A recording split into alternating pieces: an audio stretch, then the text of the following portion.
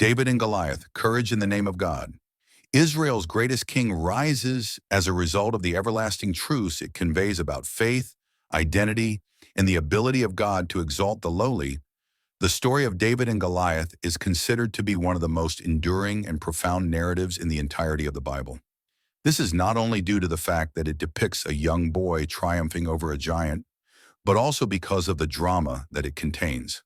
It is a story that has been passed down from generation to generation, and not only has it inspired royalty, but it has also inspired commoners. It is a story that resonates to everyone who has ever been presented with difficulties that appear to be insurmountable from the beginning. The ascent of David, the shepherd king of Israel, and the unfolding of God's sovereign plan through vessels that are the most unexpected of all are the seeds that are contained within it. This is the germ of a more broader topic. Terror permeated the countryside throughout the entire region, as the armies of Israel and Philistia were establishing their camp in the valley of Elah. This terror was felt throughout the entire region. Goliath, a hero of war from Gath, issued a challenge to the Israelites, requesting that they send a man to fight against him by stepping forward at dawn and evening for a period of 40 days. In addition to being clothed in bronze from head to toe, he was also carrying a spear that resembled a weaver's beam and a javelin that was slung over his back, all of which combined to make him an intimidating adversary. His comments, on the other hand, were the ones that led the Israelites to be shaken during the event. By disobeying the true God, he made fun of not only the people of Israel, but also the religion that they practiced. Israel's morale and pessimism continued to worsen with each passing day that passed without the country being confronted by a rival. The arrival of David was not accompanied by any fanfare, nor was there any anticipation of great exploits by those who witnessed it. When Samuel first arrived to anoint the future king, he did not even take into account the fact that he was the youngest of Jesse's sons. That was the first time that Samuel had ever considered this fact. However, God had already chosen him already, and it was not because of his height, but rather because of the character he possessed. When David arrived at the battlefield, his fury at Goliath's blasphemy was not fueled by pride or recklessness. Rather, it was fueled by reverence for the name of God and faith in God's capacity to deliver him.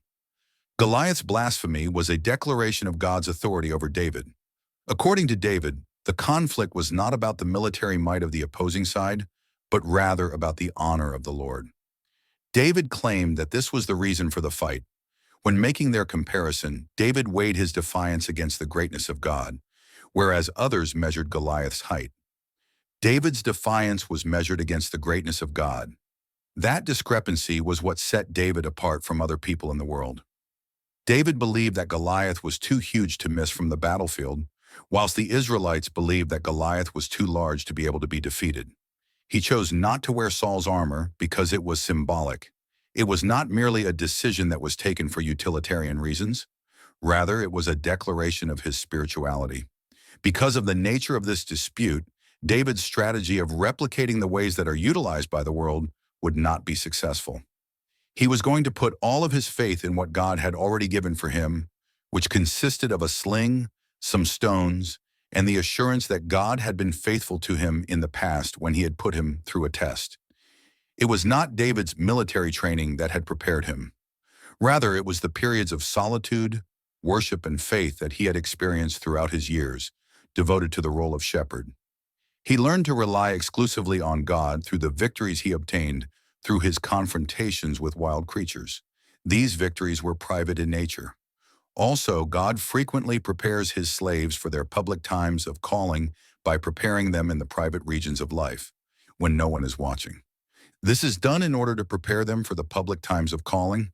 David stood before Goliath on the battlefield, but he was not a comparable opponent in terms of stature. Rather, he was a giant in terms of faith. This was the case when David arrived on the battlefield. He cursed him by the gods that he adored, despite the fact that Goliath was quite confident in his weaponry and his might. The bold declaration that David made, however, continues to resound with power. You come against me with sword and spear and javelin, but I come against you in the name of the Lord Almighty, the God of the armies of Israel, whom you have defied. Only a single stone and a heart that was filled with prayer were all that David required in order to knock down the giant Goliath. David saw that a struggle that other people thought was impossible presented an opportunity for the glory of God to be seen. When Goliath was vanquished, the camp was filled with a sense of disbelief that spread throughout the entire area. Having been given confidence by their champion, the Philistines fled in a condition of panic after receiving this confidence. Suddenly, the Israelites regained their courage and rushed ahead in the direction of their destination. Not only had David changed the outcome of a conflict, but he had also stirred up a nation. This was a significant accomplishment for David. Nevertheless, what was of much greater significance was the fact that he had presented the essence of authentic leadership, which is not the power to control, but rather the humility to trust in and obey God. Not only did David emerge victorious against Goliath, but this was just the beginning of his successes. It was as a consequence of this occurrence that his spiritual calling started to take shape. Even though in the years to come he would be subjected to treachery, exile, injustice, and even personal moral failure, the heart of the man who was after God's own heart was revealed through this fight. This was the case despite the fact that all of these things would happen to him. He was abandoned in spite of the fact that he did not possess perfect qualities. Never throughout his life did he fail to remember that his power did not come from inside himself, but rather from a higher power. The message conveyed by this story is ageless, despite the fact that it is placed inside a specific historical and cultural context. In today's society, some instances of Goliaths that continue to exist include fears, failures, addictions, injustices, illnesses, and doubts. All of these things were mentioned earlier. There are no giants in armor who are Goliaths. They make fun of our faith, they threaten our peace, and they hinder our road to answering our calling. All of these things are a threat to our peace. On the other hand, when we take a stand in the name of the Lord, there is no adversary that is excessively powerful for us to confront. The lesson that David's bravery teaches is that this is the lesson. Spirit of God is the source of triumph. It is not a weapon or ability that brings about victory. Rather, it is the source of victory. The narrative of David and Goliath is not just about their triumph over Goliath, but it is also about the metamorphosis that they undergo. It depicts how God can convert a small shepherd boy into a king, how a stone in the hands of a determined servant may bring down a towering foe, and how courage that is founded on faith can rock nations. All of these things are demonstrated by the story.